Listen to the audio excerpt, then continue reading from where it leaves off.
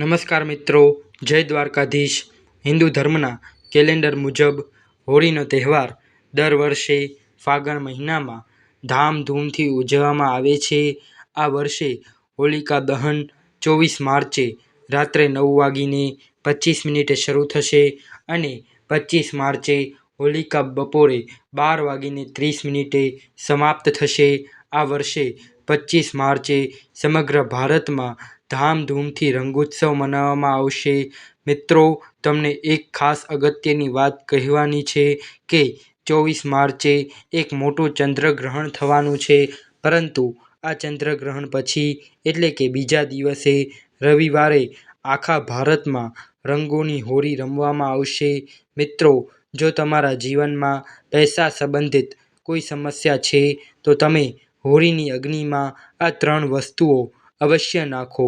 સમસ્યા ગમે તેટલી મોટી હોય તો પણ તે મૂળથી નાશ પામે છે, કારણ કે હોળીની અગ્નિમાં એટલી બધી પવિત્રતા અને એટલી બધી શક્તિ હોય છે કે તે મોટા મોટા પાપોનો પણ નાશ કરવાની શક્તિ ધરાવે છે. તેથી જ હિન્દુ શાસ્ત્રો મુજબ હોલિકા દહનને ખૂબ જ મહત્વપૂર્ણ તહેવાર તરીકે ઉજવવામાં આવે છે. પરંતુ શાસ્ત્રોમાં તે ખૂબ જ મહત્વપૂર્ણ છે. તેમાં કેટલીક વસ્તુઓ વિશેષ પણ ઉલ્લેખ કરવામાં આવ્યો છે. ઘણા લોકો જ્ઞાનના અભાવે આ વસ્તુઓને હોળીની આગમાં નાખે છે. આવું કરવું ખૂબ જ અશુભ માનવામાં આવે છે. પ્રાચીન કાળથી હોળીનો તહેવાર ખોટા ઉપર સાચાની જીતના પ્રતીક તરીકે ઉજવવામાં આવે છે. હોળીનો તહેવાર તે ખુશી અને રંગો સાથે સંકળાયેલો હોવાને લીધે પણ ઉજવવામાં આવે છે. મિત્રો, હોલિકા દહનની રાત્રે દેવી શક્તિનો ઉદય થાય છે અને આસુરી શક્તિઓનો વિનાશ થાય છે. હોળીની રાત્રે આ દેવી શક્તિઓની પૂજા કરવાથી દરિદ્રતાનો નાશ થાય છે. સાથે સાથે જીવનની તમામ સમસ્યાઓનો પણ નાશ થાય છે. સાથે સાથે જીવનની તમામ સમસ્યાઓનો પણ નાશ થાય છે. આ દિવસે પરેશાનીઓમાંથી મુક્તિ મેળવવાનો શ્રેષ્ઠ દિવસ માનવામાં આવે છે. નક્ષત્ર વિદ્યામાં હોળીની રાત્રિને શુદ્ધિની રાત્રિ કહેવામાં આવે છે. આ દિવસે પર્યાવરણમાં નકારાત્મક અને સકારાત્મક બંને ઉર્જા ખૂબ જ સક્રિય હોય છે. તેથી જ પ્રાચીન કાળથી ઋષિ મુનિઓ, સાધુઓ અને તાંત્રિક વગેરે સિદ્ધિઓ પ્રાપ્ત કરવા આવ્યા છે. પોતપોતાના જ્ઞાન મુજબ પૂજા પદ્ધતિ અનુસાર સાધના કરવામાં આવે છે. તે ખબર કરવામાં આવે છે. તે ખૂબ જ અસરકારક અને ફળદાયી માનવામાં આવે છે. આ ઉપાય કરવાથી વ્યક્તિ ચોક્કસપણે સફળ થાય છે, તેમાં કોઈ શંકા નથી. તેથી જ આજે આ વિડીયોના માધ્યમથી તમને આ મહત્ત્વના ઉપાયો વિશે જણાવવા જઈ રહ્યા છીએ, જે આ દિવસે કરવામાં આવે છે. તે જીવનમાંથી સમસ્યાઓ દૂર કરવામાં ઉપયોગી થશે. આ ઉપાયોથી તમારી ગરીબી દૂર થશે અને પરિવારમાં સુખ શાંતિ સ્થાપિત થશે. તેથી જ તમારે આ દિવસે નિષ્ફળ થયા વિના આ ઠોસ ઉપાય ચોક્કસપણે અજમાવવો જોઈએ. શાસ્ત્રોમાં કેટલાક ગુપ્ત ઉપાય જણાવવામાં આવ્યા છે. હંમેશા ગુપ્ત રીતે કરવા જોઈએ. આ ઉપાયો ક્યારેય બીજાની સામે ન કરવા જોઈએ, નહીંતર તેનું પરિણામ વ્યર્થ જાય છે. તો ચાલો પહેલાં જાણી લઈએ કે હોળીની આગમાં કઈ વસ્તુઓ નાખવી જોઈએ અને કઈ વસ્તુઓ ન નાખવી જોઈએ. મિત્રો, વિડીયો શરૂ કરતા પહેલાં દરેકને મારી નમ્ર વિનંતી છે કે વિડીયોને લાઇક, શેર અને ચેનલને સબસ્ક્રાઈબ જરૂરથી કરજો અને કોમેન્ટમાં જય દ્વારકાધીશ અવશ્ય લખજો, જેથી કરીને દ્વારકાધીશની કૃપા આપણા સૌ પર વરસતી રહે. મિત્રો, ઘણા લોકો હોળીની આગમાં શેરડી નાખે છે.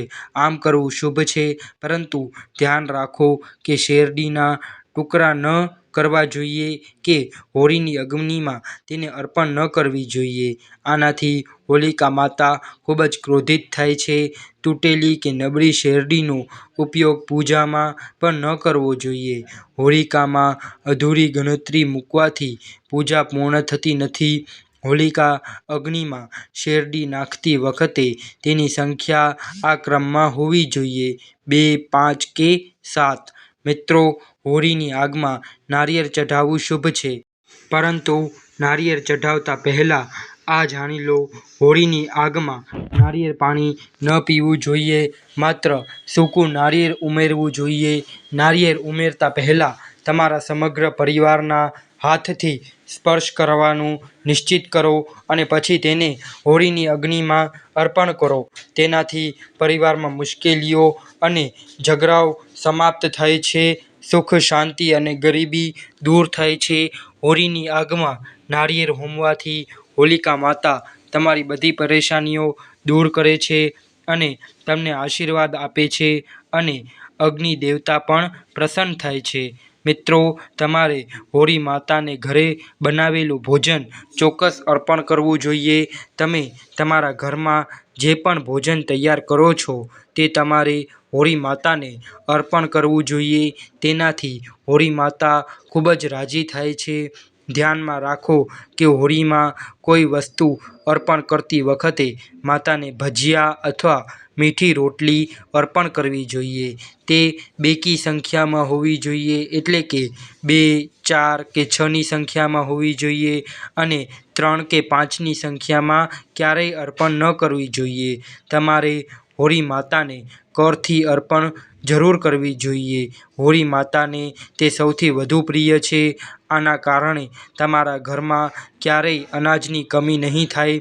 હોળી માતાને ચોખા અને કાચા પાપડ અવશ્ય અર્પણ કરો. જો તમારા ઘરમાં પૈસાની સમસ્યા હોય તો તમારે એક ઉપાય આજમાવવો જોઈએ. હોલિકા દહનના દિવસે હોળી પ્રગટાવતા પહેલાં હોળીમાં કોરું સિંદૂર લગાવો અને ઓમ મહાલક્ષ્મી નમો નમઃ મંત્રનો જાપ કરો. આ મંત્ર મહાલક્ષ્મીનો છે. હોળીની આગમાં જીવનમાંથી ધનનો અભાવ દૂર થઈ જશે. હોળીની અગ્નિમાં ગંદી વસ્તુઓ, કચરો અથવા પ્લાસ્ટિક ન નાખવા જોઈએ. તેનાથી હોળીની અગ્નિમાં દુર્ગંધ આવે છે અને પર્યાવરણ અશુદ્ધ બને છે. માત્ર છાણા અને સૂકા લાકડાનો જ ઉપયોગ કરવો જોઈએ. તેની સાથે એરંડાના પાન પણ નાખવા જોઈએ. તેનાથી ઘરની આસપાસની તમામ નકારાત્મકતાની ઉર્જા નાશ પામે છે. હોળીને પ્રગટાવતા પહેલાં તેને પાણી અર્પણ કરવું જોઈએ અને તેની પ્રદક્ષિણા કરવી જોઈએ અને તમારા હૃદયની ઈચ્છા વ્યક્ત કરવી જોઈએ. તમારાથી જાણતા અજાણતા જે કંઈ પાપ થયા હોય તેની હોળી માતા સામે ક્ષમા માંગવી જોઈએ. હોળીમાં હાનિકારક રસાયણો ન નાખવા જોઈએ. તમે હોળીમાં તેલનો ઉપયોગ કરી શકો છો, પરંતુ પેટ્રોલ અને કેરોસીનનો ઉપયોગ ન કરવો જોઈએ. કેટલીક વસ્તુઓ ક્યારેય ન કરવી જોઈએ, જેમ કે મહિલાઓએ હોળી પહેલાં વાળ ખુલ્લા રાખીને ન જવું જોઈએ. વાળ બાંધીને પછી જ હોળી માતાની પ્રદક્ષિણા કરવી જોઈએ. એવું માનવામાં આવે છે કે વાળ ખુલ્લા રાખવાથી આ નકારાત્મક શક્તિઓ તમારી તરફ આકર્ષિત થઈ શકે છે. જો કોઈ સ્ત્રી માસિક ધર્મ પાળી રહી હોય તો એવી સ્ત્રીઓએ પૂજા પણ ન કરવી જોઈએ અને તેને અગ્નિ પણ ન પ્રગટાવવો જોઈએ. શાસ્ત્રોમાં તેને નિષેધ માનવામાં આવે છે અને ગર્ભવતી મહિલાઓએ હોલિકાની અગ્નિ નજીક ન જવું જોઈએ, કારણ કે તેનાથી માતાના ઉદરમાં રહેલ બાળક પર નકારાત્મક અસર પડે છે. બાળકની માતાએ પણ હોલિકાની અગ્નિ પ્રગટાવવી ન જોઈએ. મિત્રો, હોળીની ભસ્મનો ઉપયોગ અનેક ચમત્કારિક ઉપાયો માટે કરવામાં આવે છે. હોળીની રાખ ઘરમાંથી નકારાત્મકતાને દૂર કરવામાં ખૂબ જ અસરકારક છે. તમારા ઘરના ખૂણામાં મૂકી રાખો અથવા હોળીની રાખને પાણીમાં ભેળવીને ઘરને સાફ કરો. આનાથી ઘરમાંથી બધી નકારાત્મકતા દૂર થઈ જાય છે અને તમારા ઘરના બધા રૂમમાં હોળીની રાખનો છંટકાવ કરો. નાના બાળકોના કપાળ પર લગાવવું જોઈએ. તે પણ ખૂબ જ શુભ માનવામાં આવે છે અને ખરાબ નજરથી દૂર રાખે છે. જો ઘરમાં પૈસાની સમસ્યા હોય અને પૈસા દેખાતા ન હોય તો હોળીની રાખને સફેદ કપડામાં બાંધીને તમારા ઘરની તિજોરીમાં રાખો અથવા જ્યાં તમે પૈસા રાખો છો ત્યાં રાખો. આનાથી ધનની સમસ્યા દૂર થઈ જશે. મિત્રો, જો હોળીની રાખને કાળા કપડામાં બાંધીને ઘરની બહાર ફેંકી દેવામાં આવે તો ઘરમાં ખરાબ નજરની અસર દૂર થશે અને પરિવારમાં સુખ શાંતિ આવશે. હોળીના દિવસે તમારે ક્યારેય પણ કોઈને સફેદ વસ્તુ ઉધાર આપવી જોઈએ નહીં અને અન્ય પાસેથી સફેદ વસ્તુઓ ન લેવી જોઈએ. તેનાથી ખરાબ નસીબ આવશે. મિત્રો, આ દિવસે તમને કોઈ મીઠું, સફેદ કપડું કે ચોખા જેવી સફેદ વસ્તુ આપે તો ભૂલથી પણ ન લેવી જોઈએ, નહીંતર તેનું અશુભ પરિણામ ભોગવવું પડે છે. હોળીની રાત્રે ચોકડી પર અથવા કોઈ દુર્ગમ સ્થાન પર ન જવું જોઈએ. આ દિવસે અનેક તાંત્રિકો અનુષ્ઠાન માટે આવા સ્થળોએ તાંત્રિક વિધિ કરવા માટે તાંત્રિકો દ્વારા અશુભ વસ્તુઓ માર્ગમાં મૂકવામાં આવે છે. જો ભૂલથી પણ તમારો પગ આ વસ્તુઓ પર પડી જાય તો તે તમારા જીવન પર અશુભ અસર કરી શકે છે. અને યાદ રાખો કે માંસ કે દારૂનું સેવન કર્યા પછી હોળીની આગની નજીક ન જવું જોઈએ. સૂત્રોના જણાવ્યા પ્રમાણે આવી વ્યક્તિને નર્કમાં જવું પડે છે અને આગલા જન્મમાં કૂતરાનો જન્મ મળે છે. હોળીના દિવસે ક્યારેય કોઈ પણ સ્ત્રીનું અપમાન ન કરવું જોઈએ. ખાસ કરીને કોઈએ પણ કોઈની બહેનને અપશબ્દો ન કહેવા જોઈએ. આનાથી હોળી માતા ખૂબ જ ગુસ્સે થઈ શકે છે. હોળીના દિવસે જે વ્યક્તિ સ્ત્રીનું અપમાન કરે છે તેને રોગો વગેરેનો સામનો કરવો પડે છે.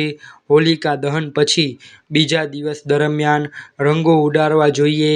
તેનાથી તમારા જીવનમાંથી નકારાત્મકતા દૂર થઈ જાય છે અને તમારી અંદર રહેલી બુરાઈઓનો નાશ થાય છે. મિત્રો, અમે તમને હોળી પર કરવામાં આવતા માસિક ઉપાયો વિશે જણાવવા જઈ રહ્યા છીએ. મિત્રો, હોળીની રાત્રે ઘરના મુખ્ય દ્વાર પર સરસવના તેલનો ચારે બાજુ દીવો પ્રગટાવો.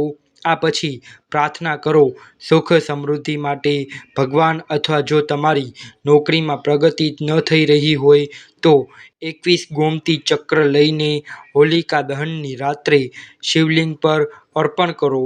તેનાથી તમારા ધંધામાં નફો થશે અને તમારા ધંધામાં પ્રગતિ થતી રહેશે અને તમારો ધંધો આગળ વધવા લાગશે.